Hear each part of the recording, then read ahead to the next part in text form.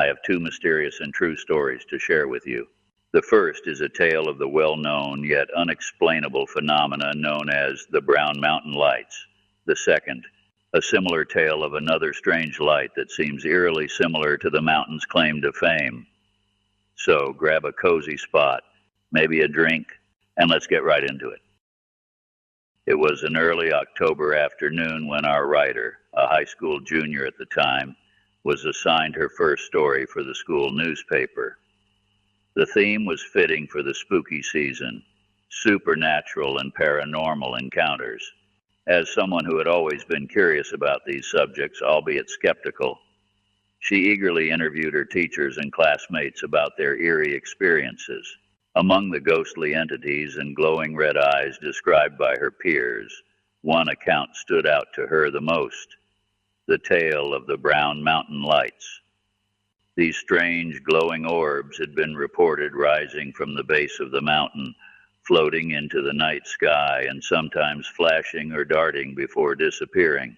Despite their legendary status, she had never seen them herself and found it hard to believe in the midst of myths and legends. The most prevalent legend attributed the lights to a tragic battle between the Cherokee and Catawba tribes near Brown Mountain in the times before white settlers had arrived. Many warriors perished. The lights were said to be the ghostly lanterns of the native women searching for their lost men, a poignant reminder of the sorrow left in the wake of war. Our writer's skepticism was challenged when a seasoned, no-nonsense teacher shared her personal encounter with the lights. The teacher, nearing retirement, recounted her experience with a straightforward sincerity that was hard to dismiss. "I was a college student at the time," she began. "A friend, her boyfriend, my now husband, and I sat on the ledge at Wiseman's View. We had heard the stories but didn't expect to see anything. After waiting in the darkness, we suddenly saw lights forming near the bottom of the gorge and rising into the sky. They were glowing fiery yellow-orange orbs that looked like stars dancing on Earth. It was a once-in-a-lifetime sight, and I'm glad I had witnesses to share it with."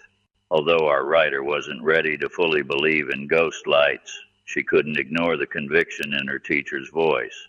When the teacher admitted she didn't know what the lights were but insisted they do indeed exist, it planted a deep desire in our writer to see them for herself.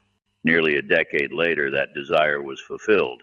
Sitting on the side of the mountain, she and her husband watched as orbs appeared and danced in the night sky over Brown Mountain. Despite decades of scientific research, the phenomenon remains unexplained. Many researchers have dedicated countless hours to capturing footage and studying the lights, but their true nature remains elusive.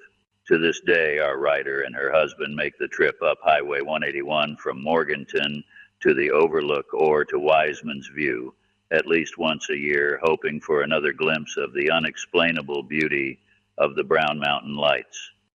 Interestingly, I have another personal account of a mysterious fiery orb. Only this time, the light was not confined to a mountain gorge. It wandered free and seemed to have a mind of its own. The story comes to us from a man I know who grew up in a small town about 30 miles east of Brown Mountain.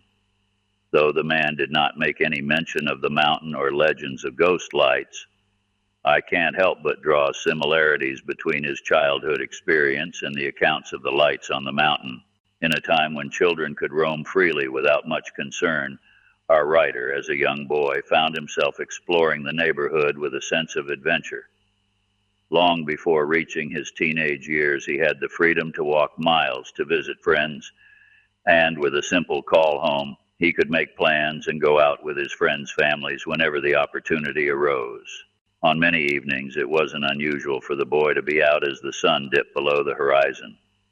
One particular evening, he and a friend were at the fishing pond located about a mile from the friend's house. They had plans to attend a football game, so as the sun set, they began their trek back to catch a ride to the game.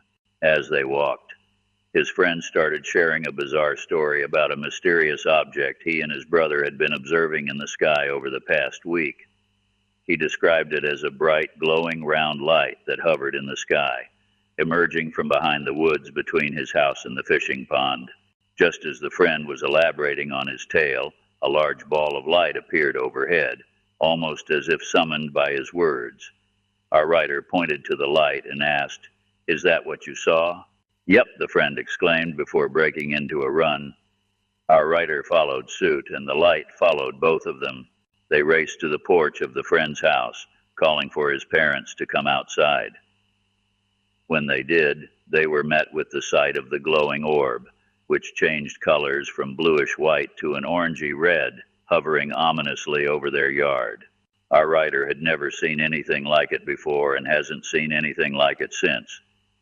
Both boys were visibly shaken by the encounter, and even the adults were stunned, unable to comprehend the glowing orb's origin.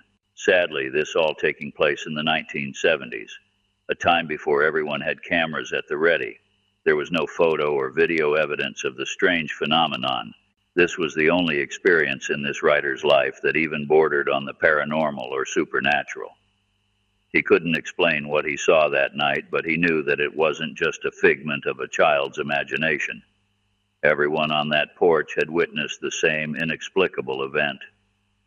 I suppose there's no way to know if the ghost lights of Brown Mountain and the strange orb witnessed 30 miles away were related or just an eerie coincidence. Either way, the folks who share these stories are convinced they witnessed something unexplained in the night sky over Burke County, North Carolina. Maybe it's worth a bit more investigation.